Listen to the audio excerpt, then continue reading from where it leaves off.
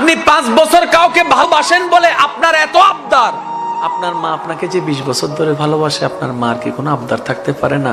আপনার বাবার কি কোনো স্বপ্ন থাকতে পারে না?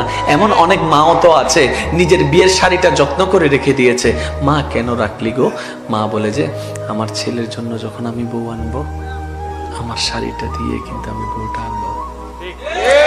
এই স্বপ্নটা কখন থেকে দেখছেন জানেন? যখন আপনি কোলে ছিলেন।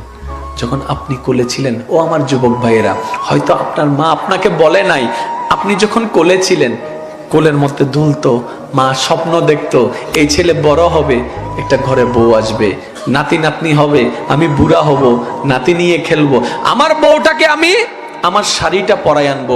20 বছরের স্বপ্ন আপনি ভেঙে দিচ্ছেন মাত্র 5 বছরের কারণে। সেজন্য পালায় বিয়ে করলে সুখ হয় না। বাস্তব দেখেন না আপনারা ভাই, প্রেম করে বিয়ে করলে সুখ হয়? দাদা নানা 60 বছর সম্পর্ক, দাদাই দাদি সুন্দর করে সংসার করছে 60 বছর 50 বছর, নাতিরা 5 বছরও পারে। কারণ রহমতকে খুশি না করলে কখনো শান্তি আসবে না। ইমানদার ভাই, একটু গভীর মনোযোগ। আল্লাহ আপনাকে আমাকে জাহান্নামে দেওয়ার জন্য বানায় নাই। ও মুসলমান ভাই, আপনি খেয়ালও করেন নাই কষ্টের জায়গা আল্লাহ বানাইছে, শান্তির জায়গা আল্লাহ বানিয়েছে। কিরে আল্লাহ, তুমি একটা কেন বেশি বানাইলা শান্তির জায়গা?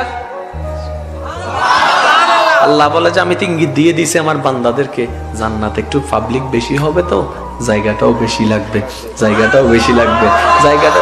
কেন আপনি ভয় পাচ্ছেন কবর নিয়ে? কেন আপনি ভাবছেন করছেন হাসর নিয়ে? করে যান না প্রেম নিয়ে, করে যান না আল্লাহর মহব্বত নিয়ে।